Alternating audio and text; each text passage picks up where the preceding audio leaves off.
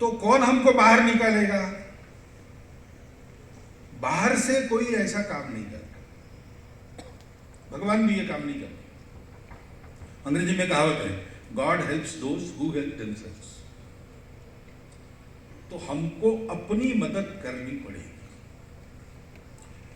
हम किसी की राह देखेंगे तो काम नहीं होगा, हमको करना पड़ेगा। तो हमको यानी किसको करना पड़ेगा? हम कौन है? इसका जब विचार करते तो अपने ध्यान में आता है कि हम एक ही समय बहुत सारे हैं। मैं अकेला हूं। मैं अगर पूछूं अपने आप को मैं कौन हूं,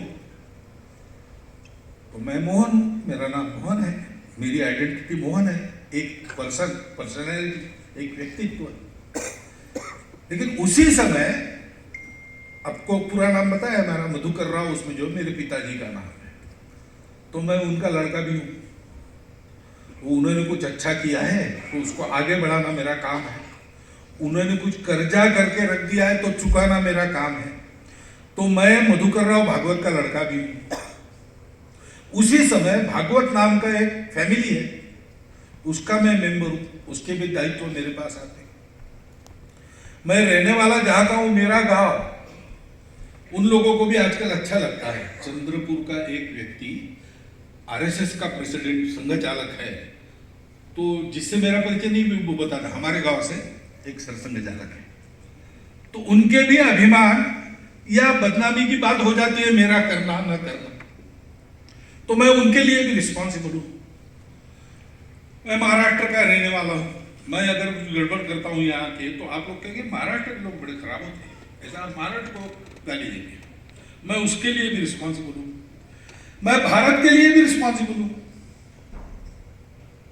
और भारत अपने आप को दुनिया के लिए रिस्पॉन्सिबल मानता है। आप मानो ना मानो, भारत को मानता है। वसुधैव कुटुंबकम ऐसा हम करते हैं।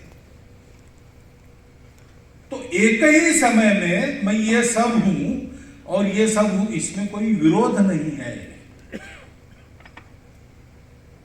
और हम कौन है, इस प्रश्न का उत्तर हम दे सकते हैं, बाहर के व्यक्ति नहीं दे सकते। बाहर के व्यक्तियों ने देखा ये कौन लोग हैं, उनको आदत थी। जैसे इंग्लैंड ब्रिटिश लोग आए तो उनको आदत थी। हम कौन है, हम कोई भी, हम ब्रिटिश है, क्योंकि सब लोग इंग्लिश भाषा बोलते हैं। यहां देखो तो 3800 बोलियां वगैरह मिलाकर सब होती है, और एक की दूसरे को समझ में नहीं आती। एक हिंदी, उसकी 38 बोलियां है, वो भी एक दूसरे को समझ में नहीं आती। अलग अलग प्रांत है, अलग अलग उनकी ज्योग्राफी है। यहां मेघालय में हम इतनी ऊंचाई पर है, कहीं भी जाओ हरा भरा दिखता है, ग्रीन, और गर्मी हो रही है। अभी राजस्थान में जाओ तो वहां सब मरुस्थल है, सैंड, नथिंग एल्स, लेकिन वहां ठंडा है। हिमालय की ऊंचाई है, सागर की गहराई है।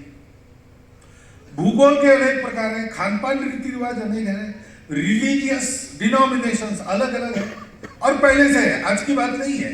मुगलों के बाद मुसलमान, ब्रिटिशों के बाद ईसाई, ये हुआ होगा, लेकिन उसके पहले भी हमारे यहाँ कितने सारे पंथ संप्रदाय, हम सब लोगों के अपने अपने स्वधर्म थे, आज भी है। तो ब्रिटिशों ने देखा या किसी ने भी देखा, उनको लगा ये एक है ही नहीं, लेकिन वास्तव में हम एक है। इस सत्य को हमको मानना ही पड़ेगा, क्योंकि हमने प्रत्यक्ष अनुभव लिया कि हम अलग अलग सुख में नहीं रह सकते। एक रहेंगे तो सब सुख में रहेंगे, परस्पर की चिंता करेंगे तो सब सुख में रहेंगे। तो हमको जोड़ने वाली बात कौन सी है? ये सारी बातें अलग अलग है, लेकिन एक बात है जो बाकी दुनिया में नहीं है, भारत में है। ये सब अलग अलग हमारा दिखता है, तो दुनिया के लोग सोचते हैं कि हम डिफरेंट है, इसलिए हम सेपरेट है। और भारत कहता है कि इसकी जरूरत नहीं है। हम डिफरेंट है, लेकिन सेपरेट होने की आवश्यकता नहीं है। एक होने के लिए सिमिलर होने की आवश्यकता नहीं है। विविधता में एकता, यूनिटी इन डाइवर्सिटी, ये हमारी विशेषता है, भारत की पहले से रही है, परंपरा से। अलग अलग भूगोल, अलग अलग भाषा, अलग अलग पंथ संप्रदाय, अलग अलग खान पान रीति रिवाज, लेकिन हम सनातन काल से एक देश है। ऐसा रहते थे तब हम पीक ऑफ ग्लोरी पर थे। इसको भूल गए तब हम बिखर गए। फिर बाहर से आने वालों ने उसका लाभ लिया, हमको गुलाम बनाया। हम यहाँ के राजा थे, हम यहाँ पर स्लेव्स हो गए। हम अपने भूमि के मालिक थे, वो भूमि दूसरों की हो गई, उन्होंने हमको लूटा। अब हम स्वतंत्र हैं, हमको फिर से एक होना है और अपने देश को बड़ा बनाना है, अपने आप को बड़ा बनाना है। संघ इसके लिए काम करता है। यह अपना जो जोड़ने वाला है सूत्र, यूनिटी इन डाइवर्सिटी, ऐसे दुनिया कहती है, लेकिन हमारे यहां तो लोग कहते हैं कि ये डाइवर्सिटीज ऑफ यूनिटी है।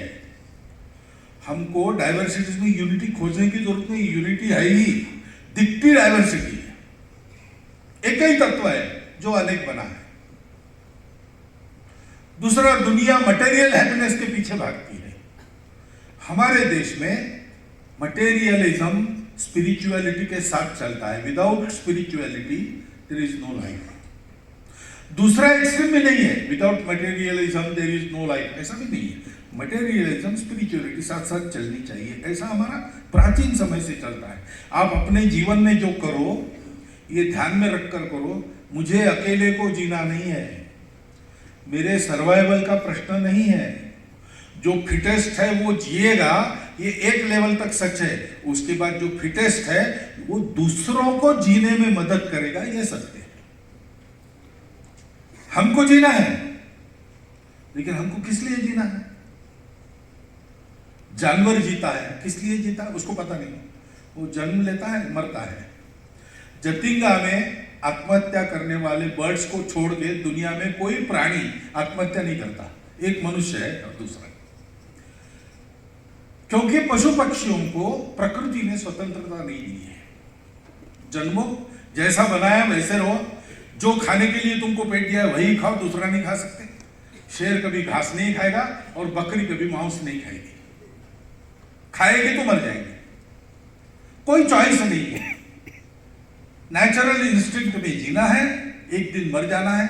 जन्मे क्यों पता नहीं, मरे क्यों पता नहीं, ऐसे ही चलता है। मनुष्य का ऐसा नहीं है। मनुष्य को विचार दिया है, प्रकृति ने चॉइस दिया है, स्वतंत्रता दी है, तुमको क्षमता दी है, उसका क्या करो तुम जानो।